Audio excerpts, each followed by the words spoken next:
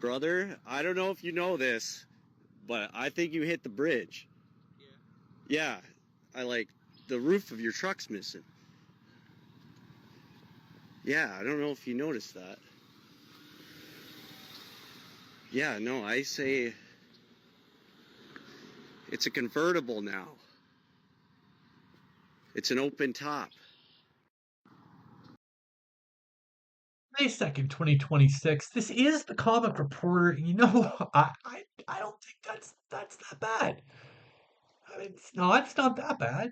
You could just roll that back on.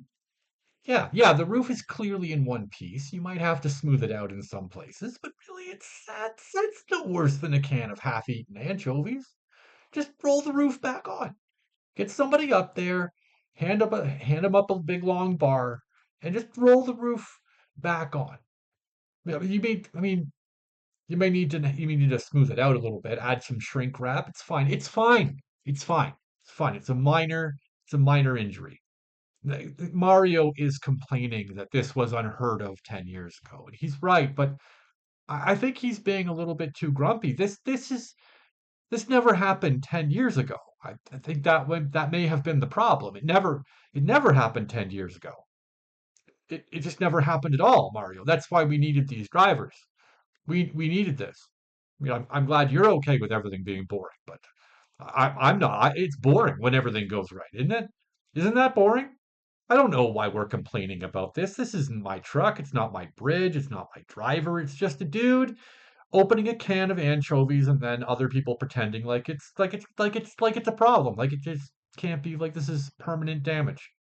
You can fix that. You can put that back together. I don't look. I don't know why you don't think you can fix that. It's fine. It's totally fine. I mean, I wouldn't wash it until the shrink wrap dries, but come on. Aren't we overreacting here? Anyways, looks like the driver's okay. I'm sure he's back on the road with a new truck looking for a lower bridge he can try to scoot under. Personally, I'm glad they keep doing this. To be honest, I am. I am. How long has it been since we tested the integrity of these bridges? I mean, really. I mean, you have to admit the bridge held up remarkably well. The truck looks like it's seen better days, but the bridge, no, it's not even a scratch. That's Canadian engineering right there. Solid European immigrant engineering. See? Immigrants. I mean, yes, we were colonizing, but we built bridges that could stand up to transport trucks driven by brown dudes who brought here just to entertain us. Just enjoy the show, Mario. Just enjoy the show, Mario.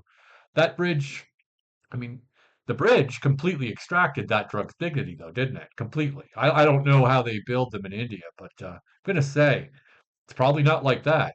I'm sure the driver thought he could just plow through it, like a farmer's field or a crowd of festival goers, like we've seen on TV so many times. It's not his fault. How was he supposed to know that Europeans make good bridges?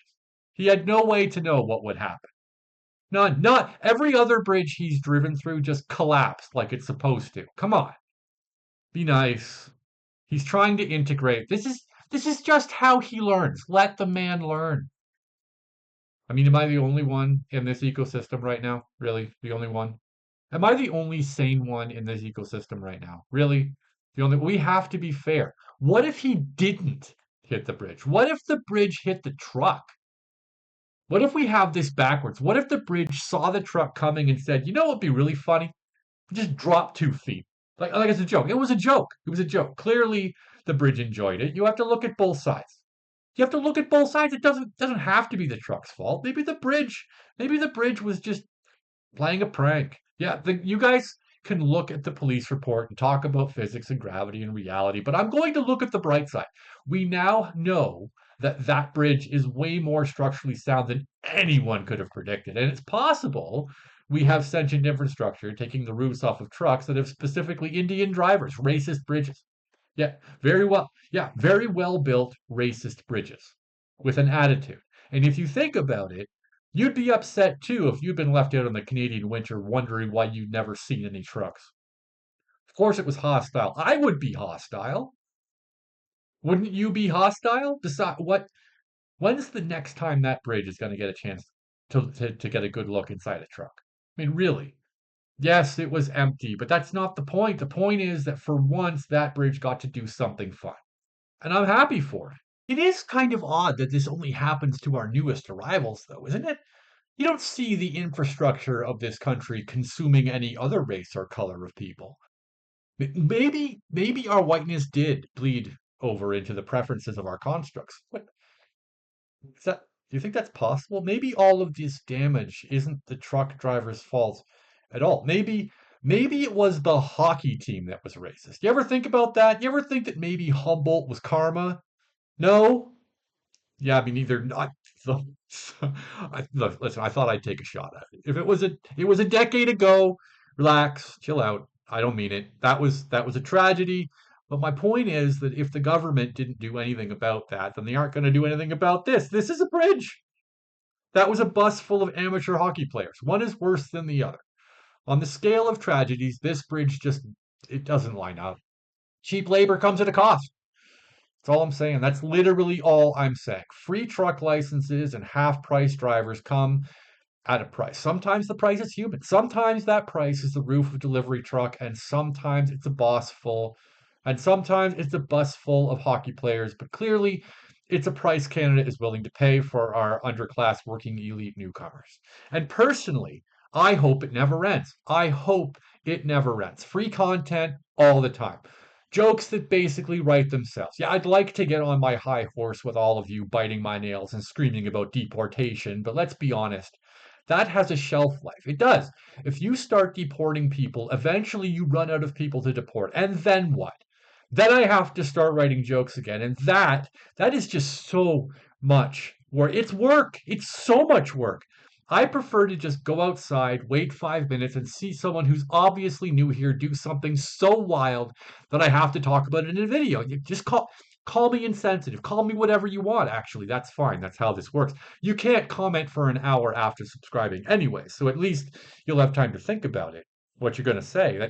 That should save me some trouble. Hopefully, by the time the timer is up, though, you'll have cooled off a little bit, realized it was a decade ago, and just chuckle a little at how chaotic this has all gotten. You can't do anything till the next election, anyways. You might as well have some fun with it. Look, I can either be super cynical and yell a lot while I deconstruct every single MP except for Kelly DeRitter. Congratulations, Kelly. While I deconstruct every single MP we have with a string of words that would make your toes curl all the way up into your ears. Or I can point out that the driver who hit the Humboldt bus still hasn't been deported, and almost no one is talking about it. So no, no, this bridge is not a big deal. Not a big deal. So no, this bridge, not a big deal. It's not a big deal. We have paid significantly higher prices than this to keep these drivers on the road. And while I may not know whether this truck can actually be fixed or not, I'm not sure it matters. With all that money we're saving on wages, we can just buy a new one. So I don't know if it can be fixed or not, but I understand a little bit about a balance sheet, and I know that the lower your employee wages are, the more money you make. And if you can get enough of those indentured drivers on the road and make them a high enough percentage of your fleet, I mean, you can't help but profit. It's business. It's smart business. There's never been a better time to be a business owner in Ontario or really in Canada at all. Really, it's true. It's true. You can buy your own workforce, pay them whatever you want, let the government cover the balance, and just watch the money roll in.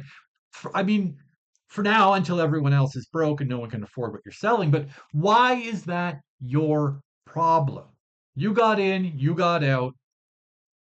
I mean, you got to make things work for you. Why did, I mean, maybe everyone else should have thought of that before they bought that second Apple or got that $200,000 student loan to become a doctor or a dentist or an optometrist. You know those jobs are off limit for you. You knew. You guys have to start thinking ahead here. I mean, whose fault is this anyways?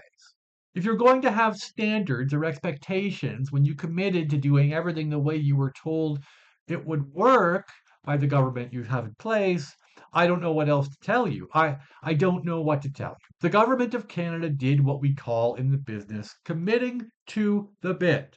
They told you a thing, you executed the thing, and then the world changed, and when you pointed at the government, they pointed at Trudeau, and you said, okay, McCartney it is.